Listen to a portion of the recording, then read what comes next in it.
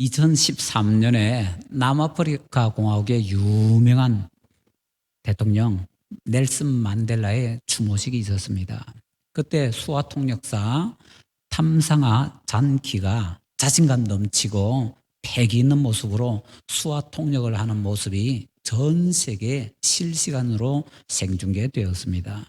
그런데 추모식 이후에 청각 장애인들이 그의 수화 통역이 엉터리였다라고 크게 항의하게 되었습니다.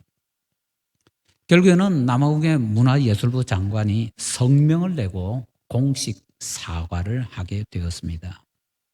장기는 자기가 자격증이 있는 수화 통역사이지만 정신분열증을 앓고 있는 데다가 추모식 도중에 환각 증상이 나타나서 그래서 엉터리로 수화 통역을 하게 되었다고 해명을 하며 사과를 했습니다.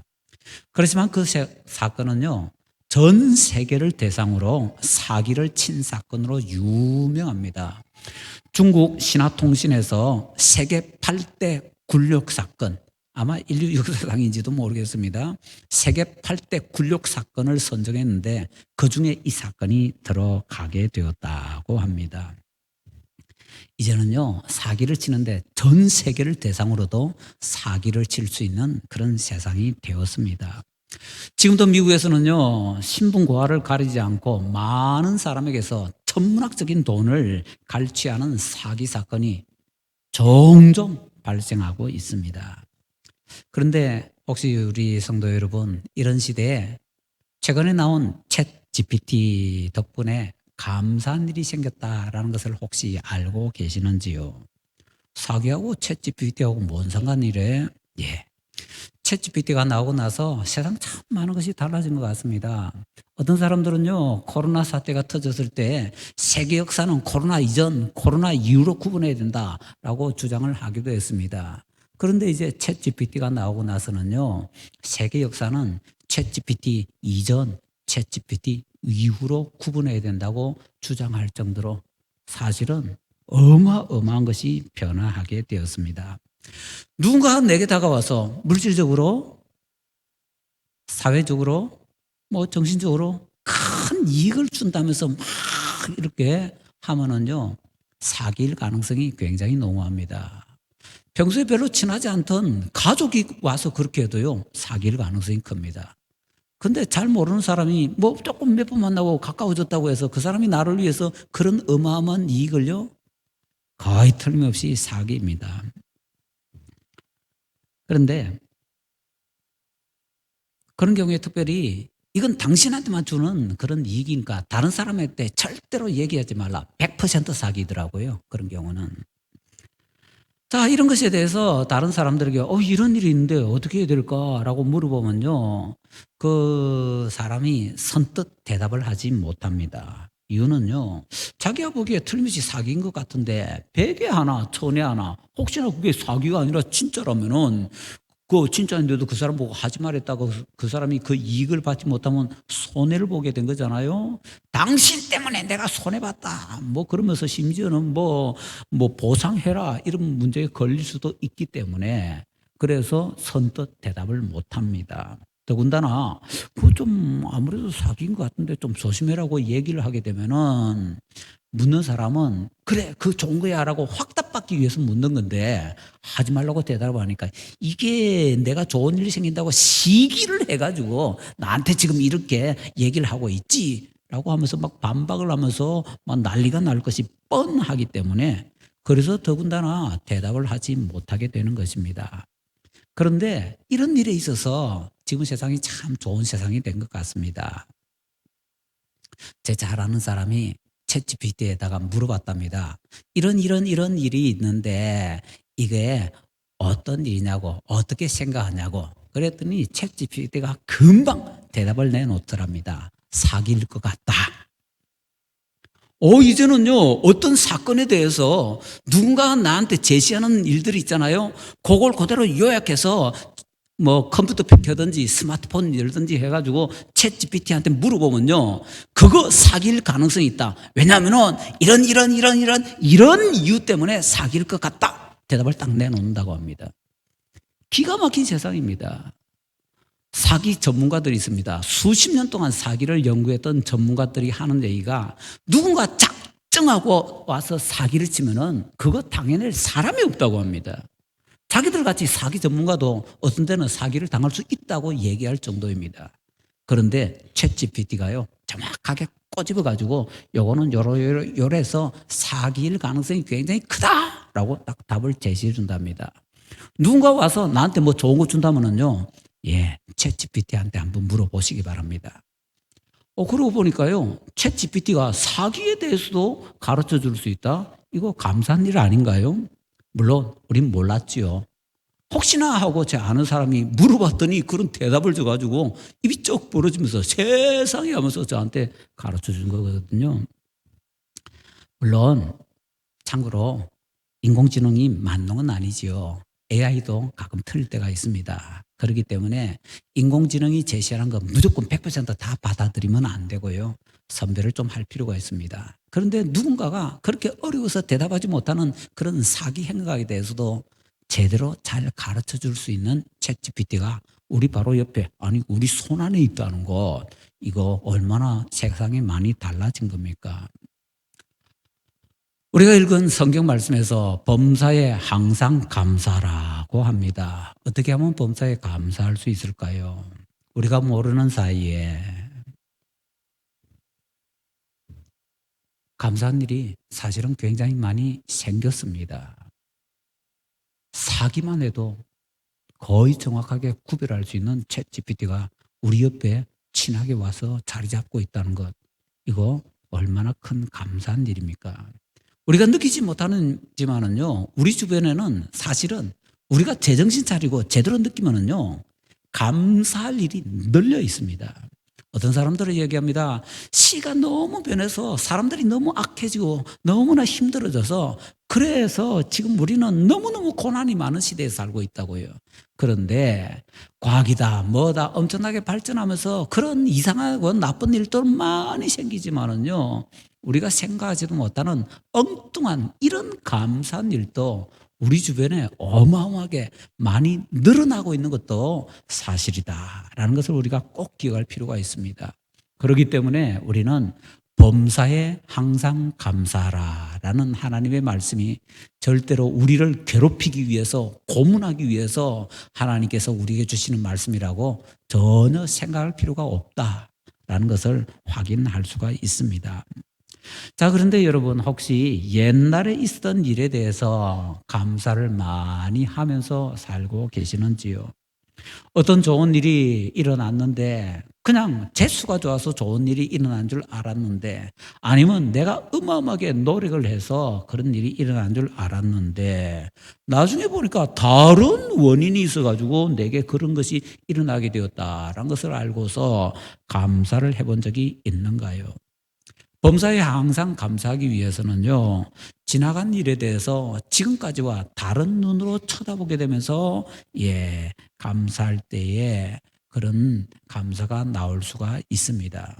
뭐, 챗GPT 그런가 보다 했는데, 챗GPT 안에도 감사할 내용이 얼마나 많은가요? 저는 대학교 다니던 시절에 작은 교회에 다녔습니다. 뭐, 교회 예배 드린 사람이 한 100명 정도 되는 교회였습니다.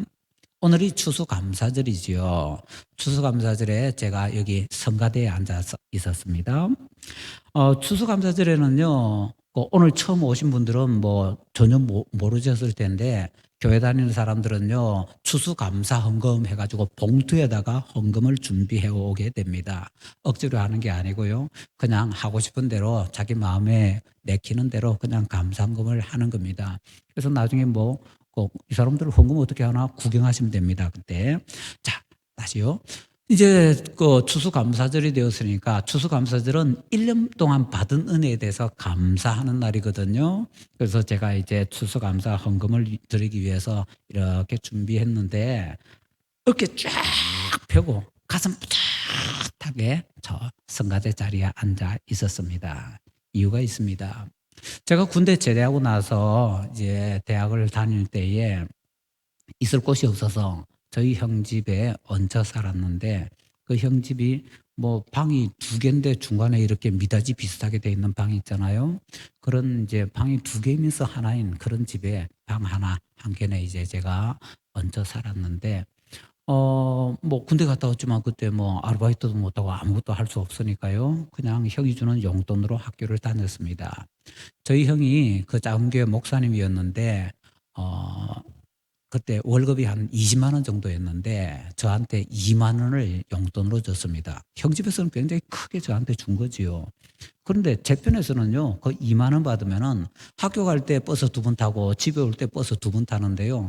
한 달에 버스비로 약 16,000원 정도 나갔습니다.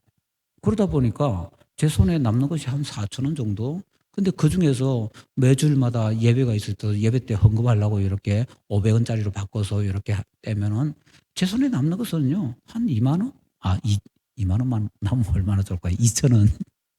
2천 원 정도? 그런데 그때 제가 군대 갔다 오니까요. 갑자기 세상이 바뀌었더라고요.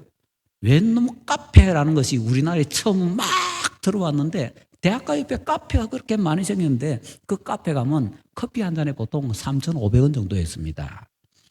제가 용돈 받아서 쓸 것 다 쓰고 남는 거로는 커피 한 잔 제대로 먹습니다. 그래서 제 딴에는 이제 필요하니까 돈 좀 이제 좀 줄이기 위해서 어떤 때는 뭐 버스 타야 되는 구간을 이제 걸어서 다니면서 돈 좀 모아가지고 그래서 친구들이 커피 한 잔 하러 가자 그러면 한 달에 커피 한 잔 이제 마시러 가는 그런 시절이었습니다. 그러다가 어찌어찌 해서 이제 아르바이트를 얻은 겁니다. 아르바이트 얻어서 이제 나도 이제 헌금하게 됐으니까 하고는 이제 뭐 그렇게 헌금을 하는 시간이었는데 그때 조그마한 교회 한 100명 정도 있는 그 교회에서 그때 제가 왜 가슴 쫙 펴고 앉았는가 하면요. 추수감사 헌금을 제가 제일 많이 넣었기 때문입니다. 보통 얼마 정도씩 한다라는 걸 제가 알고 있었거든요. 그래서 다른 교인들보다 훨씬 많이 우리 교회에서 내가 헌금 제일 많이 해. 그래서 그 마음으로 저기 뿌듯하게 앉아 있었습니다. 그런데 그렇게 앉아 있는데 갑자기 뭔가가 제 앞에 싹 스쳐 지나가는데 뭐 어떤 장면이 스쳐 지나가는 것이 아니고 생각이 싹 스쳐 지나가는데 그 모든 것이 하나님의 은혜다라는 것이 그 시간에 딱 깨달아지는 겁니다. 저는요, 제가 열심히 노력해서 그렇게 잘 되고 다른 사람들보다 더 많이 헌금할 수 있다고 막 이렇게 조그만 교만한 마음으로 앉아 있는데 그게 제가 한 줄 알았는데 물론 제가 했죠. 그런데 그게 다 하나님의 은혜가 없으면 안 된다라는 것이 싹 스치고 지나가는데요. 갑자기 그러면서 그동안에 제가 뭐 하면서 뭐 어깨 쫙 펴고 뭐 목에 힘주고 있었는데 그 시간에 상상하지도 못하게 제 눈에서 눈물이 떨어지는데 아마 그 전까지 제가 그렇게 많이 울었던 것은 아버지 돌아가셨을 때였던 것 같은데 아버지 돌아갔을 때보다도 조금 더 많이 더 하염없이 울었던 것 같습니다. 문제는 순간에 저렇게 앉아 있는데요. 그 다음에 이제 조금 전에 찬양하는 거 보셨죠? 다 일어나서 찬양하는데 저는 못 일어났습니다. 다 서 있는데 저 혼자 그냥 앉아 있었습니다. 왜냐하면 저 마음은 안 그런데 사정없이 눈물이 뭐 보수같이 떨어지니까 뭐 쪽팔려서 어디 서 있을 수 있겠습니까? 그냥 쪼그려 앉아 있는 거지요. 그렇게 그 예배가 끝이 났습니다.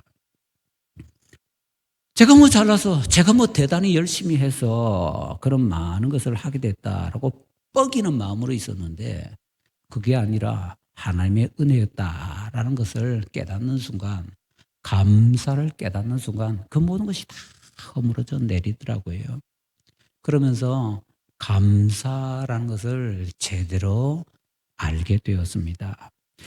살아온 세월을 지나 보면은요, 이렇게 살펴보면 정말 감사한 일이 참 많았습니다.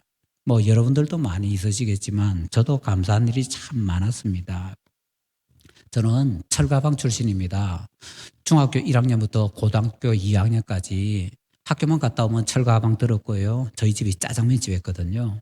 그리고 방학이 되면은 저희 형제간들 많은데 유독 저만 방학 때 집에서 짜장면 배달통 들고 배달을 다녔습니다. 그러다가 이제 고등학교 3학년 때를 왜 안 했느냐? 공부하기 위해서가 아니라 망해서 안 했습니다. 그 시절에 여러 가지 참 어려운 일이 많았는데요. 기억이 나는 몇 가지. 이렇게 보면은 뭐 때로는 먹을 게 없어서 저희 어머니가 동네에서 버리는 밥 같은 거, 누룽지 같은 거 있잖아요. 그거 다 얻어와 가지고는 그거 이제 골라내는데 상한 거, 곰팡이 핀 거 있죠. 그런 거 이렇게 골라내고 혹시나 그중에 또 상한 것이 끼어 있을까 싶어서 푹 끓여 가지고 먹기도 하고요. 동네에서 버리는 신김치 그거 얻어와서 그 먹기도 하고 그랬는데 신김치가 얼마나 감사한 일인 줄 여러분은 모르시지요. 사람들이 버리는 신김치가 얼마나 감사한지. 그때 저는 이제 뭐 학교 다니고 있으니까 도시락 싸가잖아요. 도시락 싸갈 때 반찬을 뭘 쌉니까? 제가 싸가는 반찬은요, 절인 배추에 뭐 몇 개 이렇게 묻어 있는데 빨간 게 묻어 있습니다. 그 빨간 거 묻어 있는 게 뭔지 아세요? 고춧가루. 백김치가 아닌데. 틀림없이 백김치가 아니라 그냥 빨간 김치인데 고춧가루 몇 개 셀 수 있을 정도로. 뭐 무도 마찬가지고요. 그런 반찬을 들고 학교에 가니 누가 뭐 그 시절에는 다들 이렇게 두 명, 세 명, 네 명 같이 모여가지고 밥을 먹잖아요. 아무도 저하고 같이 밥을 먹으려고 안 했습니다. 저하고 같이 밥 먹으면 손해니까 반찬 손해 나서. 그리고 나서 요즘 와서 이렇게 생각해 보면요. 저는 잘 몰랐는데 사람이 참 무딥니다. 저는 잘 몰랐는데 지금 와서 생각해 보니 그거 왕따지 뭡니까? 뭐 그렇게 살던 시절에 갑자기 저희 가족 중에 한 사람이 엄이 옮게 되었습니다. 저는 이제 내놔도 이제 방이 크게 하나인데 중간에 미닫이 있는 방. 그러니까 두 개면서 다 난 그 집에 아버지, 어머니, 그 다음에 저희 형제가 여러 명이 함께 살았거든요. 가족 중에 한 사람이 엄이 옮다 보니까 그게 뭐 가족들 전체에 퍼지는 거는 순간이지요. 저는 지금도 그 이름을 기억합니다. 원자연고라고요. 그 원자연고가 요만한 조그만한 통에 있는 빨간 약인데 그 당시 뭐 한 100원, 200원 했나요? 근데 그것도 제대로 살 돈이 없었습니다. 그거 옴약 아니거든요. 근데 일단 그것을 바르면은 옴 때문에 이렇게 조금 부풀어 올랐던 그 부분이 조금은 가라앉습니다. 그래서 뭐 임시 방편으로 그냥 원자연고 사다가 그것도 아끼면서 이렇게 발랐는데 옴이 낫지를 않습니다. 그래서 온 가족이 몇 달 동안 끙끙 고생을 하다가 어머니가 어디서 어떻게 하여튼 얻어와 가지고 뭐 나병 환자들이 먹는다는 그런 뭐 신통한 만병통치약도 얻어와 가지고 온 가족이 한번 먹어보고요. 말만 만병통치약이더라고요. 안 났습니다. 그래서 어느 날 또 어머니가 뭐 어디선가 뭐 들고 와가지고 뭐 시꺼먼 거 들고 왔는데요. 그 김장 비닐 봉지 큰 거 있잖아요. 그거 하고 그다음에 시꺼먼 거 하나 들고 와가지고는 그 저희 형제들 이제 부엌으로 오라는데 하나씩 들어오라는데 이제 모든 옷을 다 벗고 그냥 그 알몸으로 이제 부엌에 들어가는데 그 김장 비닐 뒤집어 쓰고요. 목만 딱 내놓고 있는데 어머니는 이제 그것에 그 시꺼먼 걸 저희 이제 옴 있는 부분에 막 발라주고 그 다음에 그 시꺼먼 거 옆에 또 뭐 불 피우게 뭐 해놨고 불까지 막 피워서 연기가 모락모락 올라오는데 거기 이렇게 쪼그려 앉으라 그럽니다. 김장 비닐이 좀 짧아가지고 쪼그려 앉는데 한 말씀을 해주십니다. 야, 조심해. 이거 똥구멍 들어가면 죽는다. 수원을 몸에 바르고 순을 피우고 그래가지고 이제 엄 죽이겠다고. 지금 제가 살아있는 것이 하나님의 은혜입니다. 하여튼 뭐 그런 가운데 이제 엄도 그래서 없애고 그래 살았습니다. 그런데 그런 형편에서 학교를 어떻게 제대로 다닐 수가 있겠습니까? 고등학교 1학년 처음 들어가자마자 이제 뭐 2, 4분기 공납금을 내는데 돈이 없어가지고 그 시절은 사무실에서 학교 수업 시간에 부르잖아요. 불러가지고 집에 갔다 오라고. 집에 갔다 오면 뭐 돈을 가지고 오라는 얘기인데 뭐 집에 가봐야 돈이 있습니까? 그런 시절을 보내고 있는데 너무너무 답답해서 이대로는 학교 다닐 수 없겠다. 자퇴해야 되겠다라고 생각하는데 갑자기 학교에 교내 장학금이 생겼습니다. 뭐 제가 잘 모르지만 아마 그때 거의 대한민국 처음으로 사립학교에서 학생들을 위해서 이제 가정 형편이 어려운 학생들을 위해서 장학금을 만들어 가지고 그래서 그 장학금 수혜자가 되게 해서 제가 그 학교에 다닐 수 있게 되었습니다. 그리고는 이제 그다음에 뭐 어쩌지 그렇게 뭐 학교를 다니고 있는데 고등학교 3학년 되니까 참 달라지더라고요. 어떻게 달라지는가 하면은 저희는 좀 아주 혹독한 학교였는데 정규 수업 시간이 보통 10시간이었습니다.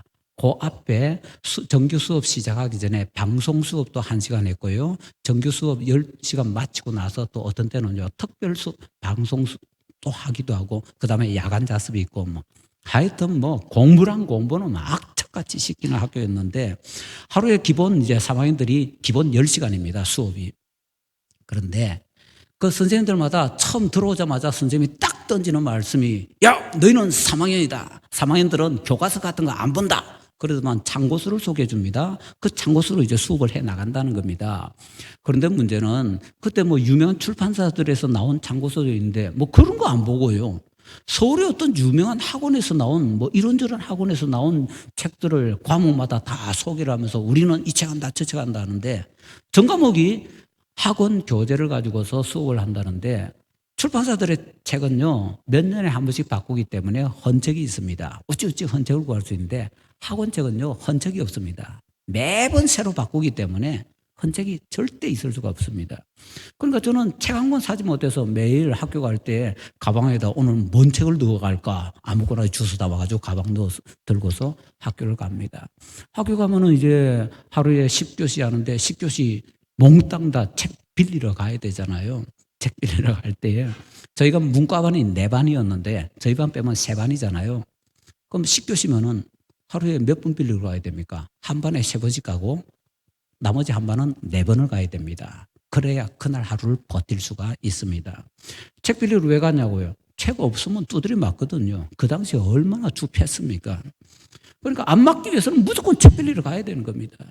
그런데 그거 한 3일 정도 하니까요. 못하겠다 싶더라고요. 매 시간마다 그냥 책 빌리러 가는데 한 3일 하니까요.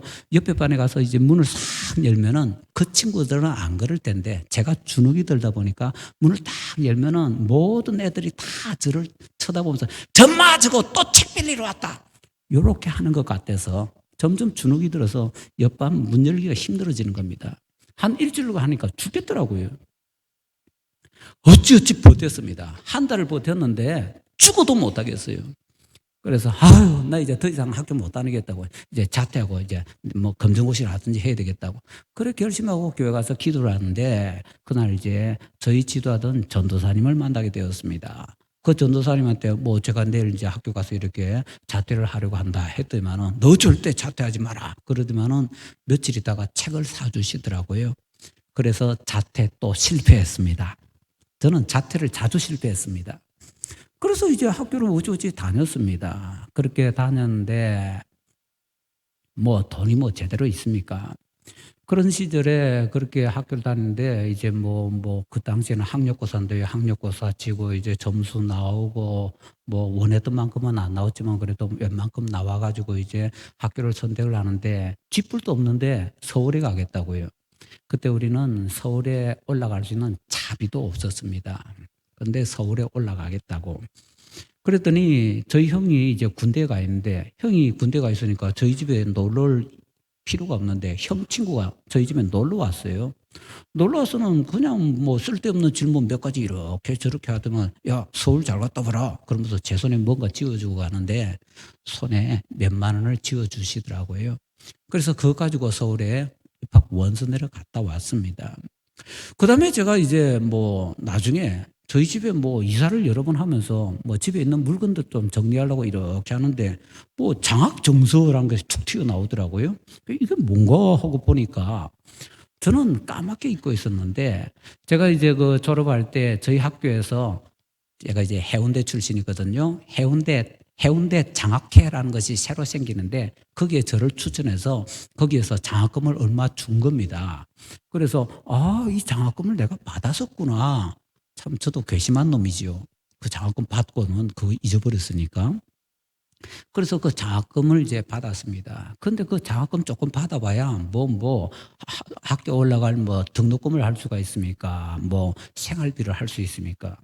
그런데 그때 저희 교회 교인들 가운데서 어떤 장로님이 얘가 이번에 대학교 가는데 얘 학교 보내주자면서 교인들 가운데 몇 사람 알만한 사람 아름아름 십시일반으로 장학금을 조금씩 모아서 주셨습니다.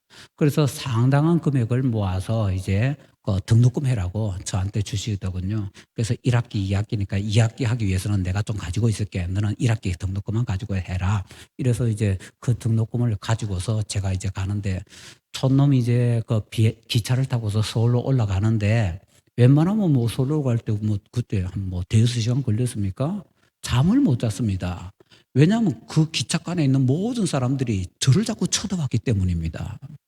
제가 여기에다 이제 등록금 이래 넣어놓고 있는데 모든 사람들이 제 등록금을 노려보고 있어서 잠을 못 자고 그냥 부들부들 떨다가 그래서 이제 이거 움켜쥐고는 학교로 갔습니다. 지금은 뭐 인터넷 시대니까 인터넷에 띄우고 그다음에 전화하면 가르쳐주고 이러는데 그때는요 그런 게 없으니까 그 장학생 명단을 학교에서 교문 옆에다가 대자보로 붙였습니다. 뭐 들어가서는 혹시나 하고 그 대자보 쳐다보니까 장학생 명단 전액 장학생 거기에 제 이름이 있더라고요. 그래서 이제 교인들이 등록금 해라고 모아준 것은 생활비 해가지고 1, 2학기 전액 장학금 받고 그다음에 생활비 교인들이 모아준 것으로 그렇게 대학교 1학년 마치고 군대 갔다 와서 생활을 하게 되었습니다. 그래서 그 시절에 그렇게 갈 때에 뭐 제가 그런 형편이다 보니까 앞이 안 보이잖아요. 그래서 저 나름대로는 죽도록 공부했습니다. 그래서 어느 정도로 공부했는가 하면 잔다고 누웠는데 눕자마자 어머니가 학교 가라 하면서 깨워요. 뭔데 지금 누웠는데 일어나 보니까요. 그 다음은 아침이에요. 고3 때 매일 그렇게 눕자마자 일어났는데 그렇게 해서 학교 왔습니다. 세수를 하다 보면 자주 코피가 터질 정도로 하여튼 죽도록 공부를 했습니다. 그래서 가정 형편은 정말 지지리도 궁상이었는데 죽도록 공부를 해서 서울대학교 국어국문과 이제 전액 장학금 받고 그렇게 학교를 가게 되었습니다. 그런 여러 가지 일들이 쭉 일어날 때 저는 잘 몰랐습니다. 그냥 제가 죽도록 노력해서 그런 일들이 생기는 줄 알았고 그냥 어쩌지 재수 좋아서 뭐 이렇게 되는 줄 알았습니다. 그런데 나중에 보니까 그게 다 하나님의 은혜였더군요. 그게 무슨 하나님의 은혜냐고 뭐 이런 우스갯소리가 있습니다. 어떤 마을에 크게 홍수가 났습니다. 홍수물이 점점 차오르는데 집도 이제 막 이래 잠겨옵니다. 그때 어떤 믿음 좋은 사람이 이제 자기 집에 있을 때 물이 멍겁 차올랐는데 동네 사람들이 막 지나가다가 야야 빨리 도망가자 그렇게 하는데 나는 하나님께서 날 도와주실 거야. 그리고 이 사람이 도망을 안 갔습니다. 근데 물이 점점 차올라가지고 이제 숨도 못 쉬게 되니까 지붕 위로 올라갔습니다. 지붕 위에 올라가 있으니까 조금 있다가 웬 보트가 막 지나가면서 빨리 타라고 합니다. 괜찮아요. 하나님 나를 도와준다고. 당신들 다른 도움 필요한 사람 데리고 가라고.